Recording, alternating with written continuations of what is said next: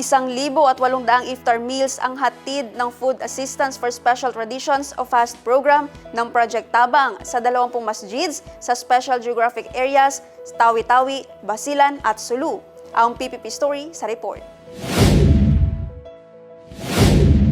Patuloy ang pamamahagi ng Bangsamoro Government ng iftar meals sa iba't ibang komunidad sa Bangsamoro sa ilalim ng Food Assistance for Special Tradition or FAST, isang sub-program ng Humanitarian Response and Services ng Project Tabang bilang bahagi ng Ramadan Outreach ng pamahalaan.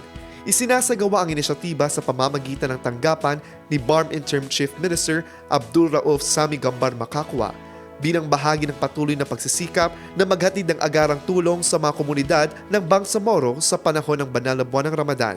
Sa pamumuno ni Project Manager Brahim Lakua, patuloy ang koordinasyon ng Project Tabang sa mga lokal na partner at lider ng komunidad upang matiyak ang maayos at napapanahong pamamahagi ng iftar meal sa mga Muslim na nag-aayuno. Ayon sa mga tagapagpatupad ng programa, kabilang sa mga binibigyan ng prioridad ang mga komunidad sa Special Geographic Areas o SGA at iba pang malalayong lugar upang matiyak na naaabot ng tulong ang mga komunidad na kulang sa serbisyo sa buong rehiyon. Sa SGA, kabuang 920 pack meals ang ipinamahagi sa 11 masjid.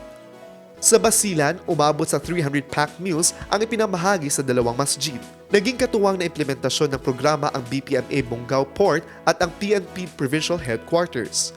Sa Sulu, kabuang 240 pack meals ang ipinamahagi sa 3 masjid. Ayon sa mga opisyal, patuloy na nagsisilbi ang Project Tabang bilang bahagi ng pagsisikap ng pamahalaang Bangsamoro na maghati ng tulong at magpalaganap ng diwa ng pagkakaisa, malasakit at pagbabahagi ng biyaya sa panahon ng Ramadan. Marcus Uy, iMinds, Philippines.